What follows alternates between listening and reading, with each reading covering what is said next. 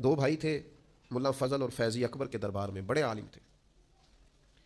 قرآن مجید کی تفسیر لکھی ہے اور ایسے لفظ کوئی استعمال نہیں کیے جن پر کوئی نقطہ آئے، بے نقطہ تفسیر ہے. بڑے بھائی کا حافظہ اتنا مضبوط تھا کہ وہ کسی چیز کو ایک دفعہ سنتا تھا تو یاد کر لیتا تھا. چھوٹے بھائی کا حافظہ اس طرح کا تھا کہ وہ 2 دفعہ سنتا تھا تو یاد کر لیتا تھا.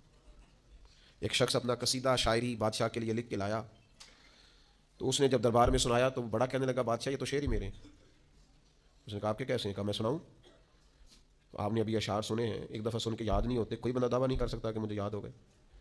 لیکن وہ بڑے بھائی کو چونکہ اس کا حافظہ اتنا زیادہ تھا، اس نے ایک دفعہ سنے اور اس نے سنا دیے. تو اب بادشاہ کو یقین ہو گیا یار حد ہو گئی، یہ تو نہیں نہ ہو سکتا کہ اس نے سنا دیے.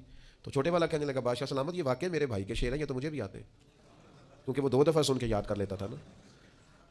بڑے ایک دفعہ شاعر سے سنا، ایک دفعہ بڑے بھائی سے سنا، اب 2 دفعہ سننے پہ یاد ہو گیا. جب اس نے بھی سنا دیے تو بیچارے شاعر کو سزا مل گئی اور ان دونوں کو انعام مل گیا. بلا کا حافظہ، بلا کے قابل تھے، کمال ڈگریاں، کمال باتیں، کمال علم و فن، لیکن ان کی قبولیت نہیں تھی.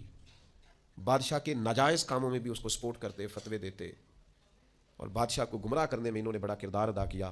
اسی دور میں ایک مرد کلندر کو اللہ نے قبولیت عطا فرمائی جن کو شیخ احمد فاروقی مجدد الفسانی کہا جاتا ہے. انہوں نے دین کی تبلیغ کی، کام کیا، خدمت کی، ان کی خدمت قبول ہوئی. مجدد صاحب کی کتاب مکتوبات جو انہوں نے خطوط لکھے تھے دنیا میں پڑھی جاتی ہے، اس سے لوگ فیض پاتے. اور میرے بھائی ابو جہل بڑا قابل تھا، ابو الحکم کہتے تھے لوگ اس کو، دانائیوں والا، حکمتوں والا، پنچایت کا آدمی، لوگ مشورے لیتے تھے.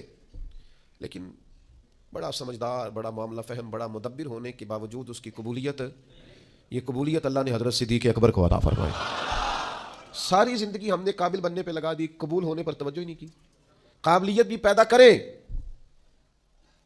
لیکن قیمتی جوڑا ہو اور محنت سے شوق سے خریدا ہو، رنگ بھی پسند ہو، کپڑا بھی بڑا بہترین ہو، درزی کو دیا بھی جائے.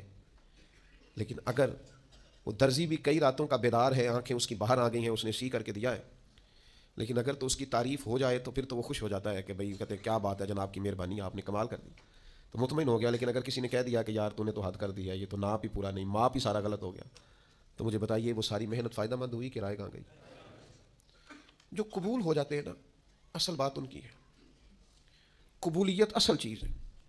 قرآن مجید پڑھا ہے، تلاوت کی ہے، عبادت کی ہے، دعا کرو نا وہ قبول بھی تو کرے نا. اور وہ کریم ہے، اگر تو قبول کرنے پہ آئے تو نبی پاک علیہ السلام نے فرمایا تم باتیں کرتے کرتے ایک ایسا جملہ کہتے ہو کہ مالک کو اتنا دریائے رحمت کو جوش آتا ہے کہ ایک جملے کی وجہ سے تمہارے لیے جنت کا فیصلہ کر دیتا ہے.